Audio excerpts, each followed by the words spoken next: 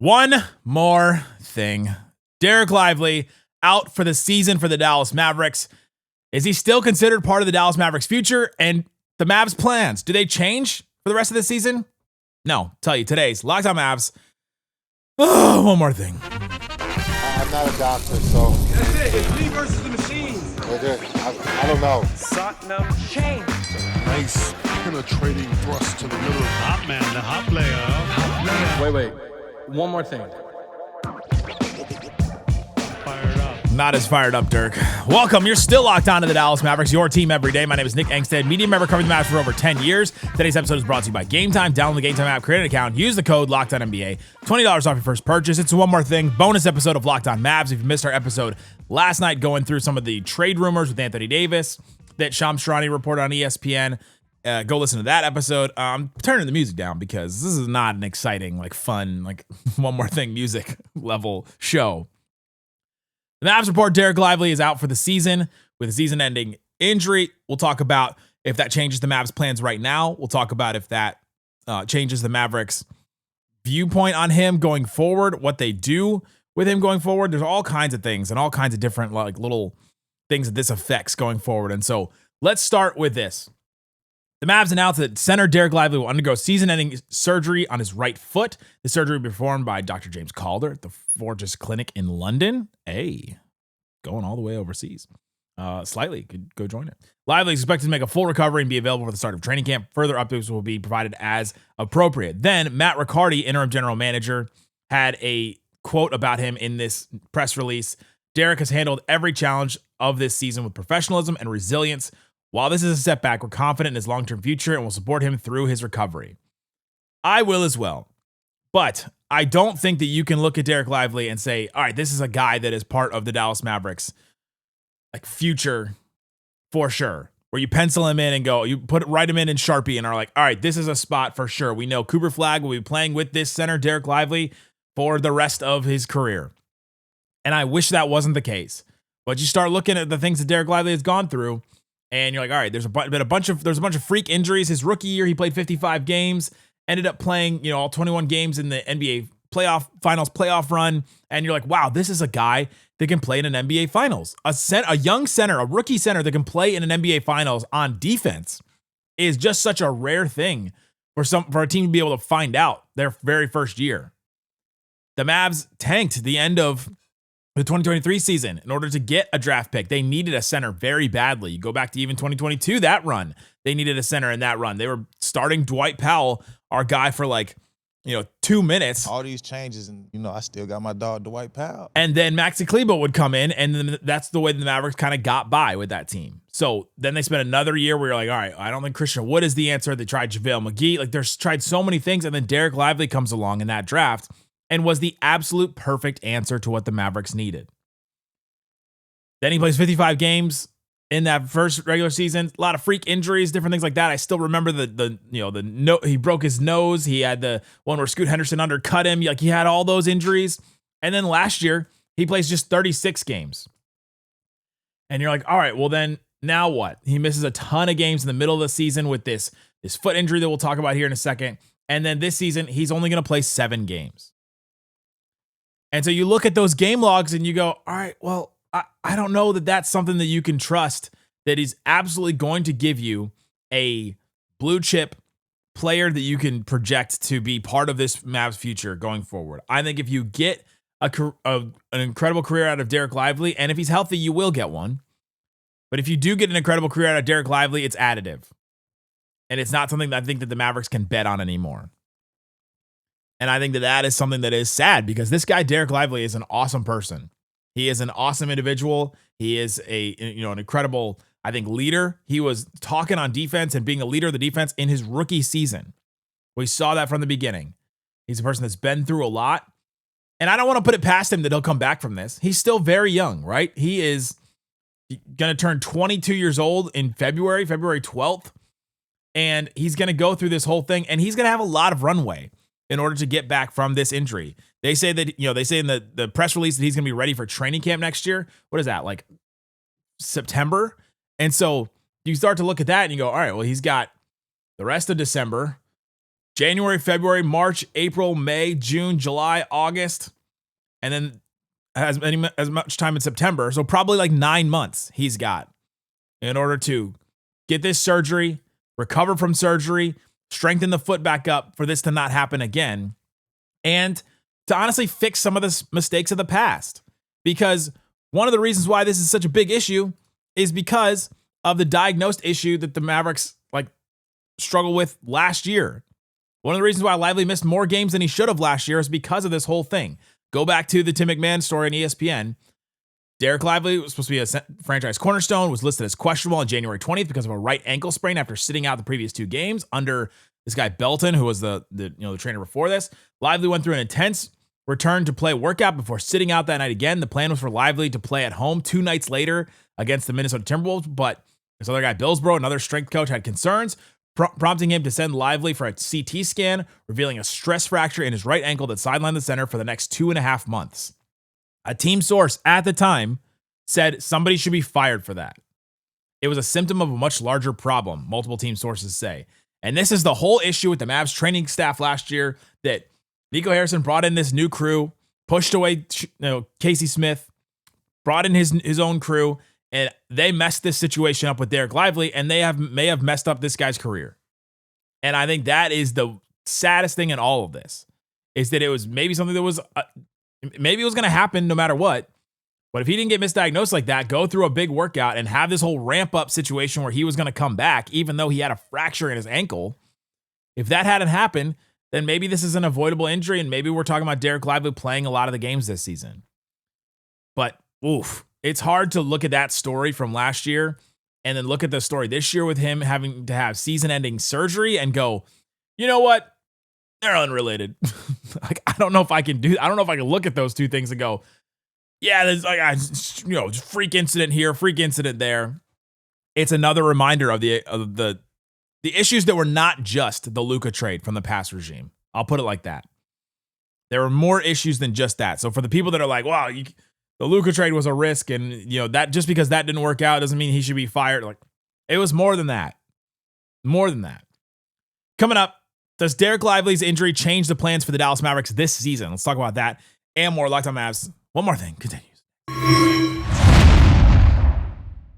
Today's episode of Locked on Mavs, one more thing, brought to you by Mint Mobile. There's no reason these holidays for you to let big wireless drain your wallet, especially this season. Right now, Mint Mobile is running their best deal of the year. All their unlimited plans are 50% off. This means you can lock in 3, 6, or even 12 months a year of unlimited premium wireless for just $15 a month. It's the easiest way to take your overpriced phone bill and give it the full Scrooge treatment. Bah humbug. That's what makes this even better. It's now simple, so simple to make the switch to Mint. No contracts, no nonsense, just real savings and real quality service. Switching to Mint lets you keep your same coverage for a lower price. The service is fast and reliable, even on the go. It feels good knowing you're not overpaying just to stay connected. Turn your expensive wireless present into a huge wireless savings future by switching to Mint. Shop Mint Unlimited plans at mintmobile.com/LockedOnNBA. That's mintmobile.com/LockedOnNBA. Limited time offer. Upfront payment of $45 for 3 months, $90 for 6 months, or $180 for 12 months. Plan required $15 month equivalent. Taxes and fees. Initial plan term only. Over 35 gigabytes may slow while network is busy. Capable device required. Availability, speed, and coverage varies. See mintmobile.com. Capable. I can't ever say that word. I'm not capable of saying. Today's episode also brought to you by our friends over at Game Time. The World Cup is back. You can go see all these teams go play in DFW. There's all kinds of tickets. I think the tickets are already up right now for the World Cup. So go check it out. You can do all kinds of things. We can go see concerts, comedy, music, all kinds of things at Game Time. And you can see the view from your seats. You know exactly what you're going to pay at checkout, which is awesome. Take the guesswork out of buying World Cup tickets and more with Game Time. Yeah, you got a whole bunch from here. Netherlands versus Japan. They got tickets right there. Man, that's coming in June. That's going to be fun. Go check those out. Download the Game Time app, create an account, and use the code LOCKEDONNBA for $20 off your first purchase. Terms apply. Again, download the app, make an account, and use the code, all one word, LOCKEDONNBA for $20 off. Swipe, tap, ticket, go. Shut it down! Let's go home! Not great music choice by me here today. It's not a fun episode to do. This is one more thing, a bonus episode of Locked On Mavs. If you've missed the last couple of days, we've talked about the Everydayers Club and the Locked On Mavs text line. There's two different ways that you can subscribe and get new things from us. The text line is there. The link's in the description or in the QR code, and you can get text, and you also get an invite to join our Discord. And then with the Everydayers Club, you get ad-free episodes of this show. Every episode we'll put out ad-free, and so you can get that one, and that's just $5 a month. So those are both $5 a month separately, and so you can go check those out and see which ones you want to do. Either way, you get into our Discord where you can talk about things like this and others. All right, we're talking about Dereck Lively's injury, and it's just a bummer, man. Can I just for a second? If Anthony Davis gets traded, we're gonna see what 4 or 5 games of Lively and Anthony Davis. And that to me is just one of those things where you go, man, it's just, some of this is just not fair to Mavs fans. Like, especially those of you that have defended this move and have talked about over and over again, keep Anthony Davis. You got to keep him because we got to see what this team is going to look like going forward. You're just not going to see it. Between Lively now with his injury, Anthony Davis's own injuries, Kyrie's injuries, even like Daniel Gafford is now all of a sudden getting hurt. Daniel Gafford has played a lot of games in his career, and he just can't seem to stay on the court. This ankle injury has just continued to hurt him. He's played 15 games so far this year, 57 last year. In the season when the Mavs went to the finals, he played 74 total games. Before that, 78, 72 before that. And then the first 2 years, you don't know if it was because he was sitting or because he got sat or whatever. But man, all of a sudden, this Mavericks team, just the injuries just keep piling up for these bigs, and we're just probably never going to see that big combination ever play together again. Right? With Dereck Lively being out, Anthony Davis trade rumors, they just keep heating up. You guys keep a lot of you keep complaining that we're talking about Anthony Davis rumors. There's smoke. There's smoke for a reason on those. And so, all right, now with Dereck Lively, does this change the Mavs' plans right now? I don't think so. Isaac and I we've talked about Dereck Lively being out for the whole season for weeks. We had heard a little bit here and there. We couldn't 100% confirm it, but we had a good understanding that he was going to be out for the season from the things that we'd heard from people in the team. And so we were like, all right, well, everything that we say now, let's operate with the Dereck Lively is going to be out for the season.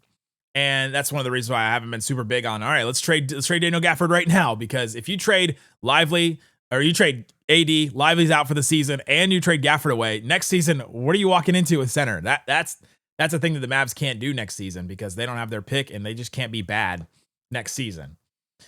And the Mavs center was supposed to be the big strength of this team, and now if you go into it as a weakness again next year, you're playing small ball again. It's just a whole mess. And so I've been super huge on trading Gafford ever since this story has come out, and since the Anthony Davis rumors have started heating up. Does it change the plans of trading Anthony Davis? I don't think so, because the problems with Anthony Davis are not necessarily connected to Lively or even on the court, really. The problems with Anthony Davis, we talked about a lot last night, but the problems with that whole situation is he's going to demand this big contract extension. And if you don't give him this contract extension, what kind of Anthony Davis are you getting? Or are you getting Anthony Davis at all? Or does he sit out and pull Jimmy Butler and all of a sudden tank his trade stock even more than what it is right now? And then you get a worse return. So I don't want to pay Anthony Davis $76 million when he's 37 off of that extension. And because that's when Flagg is going to be coming into his extension after his rookie year. Like, we're talking a long way into the future. We're talking about being in this Anthony Davis business for a long time if you keep him. Because if you keep him, you give him that extension. That's the way the world works in this NBA. And will he become more tradable as this contract goes on? I don't think so. Then you add to the fact that the Mavericks will be in the second apron next season unless they shed some money. And I don't know that you want to trade any of your main guys because of one of the things that I just said. You want to keep Kyrie. You maybe have to keep Gafford now. You don't want to. You can't trade PJ at the end of the. You don't want to trade PJ at the end of the season. He can't be traded during the season, but the end of the season. Klay is one that you could trade and think about. I mean, you're not trading Max. You're not. I don't know if you want to trade Naji. They may. And so you look at this team, you're like, all right, well, what are the options? What are the options to make moves? And Anthony Davis is a big option because he's making like $58 million this year. There's just a lot of different reasons. But to answer the question, I don't think that Dereck Lively's injury changes any of the plans that the Mavs have. Maybe it changes their plans of how good they thought they could be this year, But I was kind of already down that road where I go, I don't think that this team is good enough to be as good as I thought that they could be. All the talk during the offseason was, well, Lively's coming in healthy. Anthony Davis has overcome this retina surgery, but he's going to be coming in healthy. And, you got Cooper Flagg and Kyrie will come back at a certain time. And now none of those things are seemingly happening. Anthony Davis missed time for this calf injury. Lively's going to only play 7 games this season. Gafford's even been out. The team has not been whole. And that's one of the big reasons the Nico's vision is never going to play out, because these guys are never going to play on the floor together. Tough news for a great person in Dereck Lively, and you hope that he makes a full recovery. I'm rooting for him. Like, I could say one thing and say I expect this to happen, but I'm gonna hope with all my heart that he comes back and plays, a full future in the NBA, because I love watching that guy play. And I hope for Mrs. Cohen's class that he comes back and makes a full recovery, because I can't imagine this is a fun day for them either. We'll have more bonus stuff coming up for you. We'll have more stuff on trades and everything like that. Guys, thanks for hanging out with us on Locked On Mavs, and listen to the show. All kinds of things happening over here. Check the QR code links in the description for different ways to follow the Everydayer Club and the text line. Thanks so much for listening to Locked On Mavs. Peace out.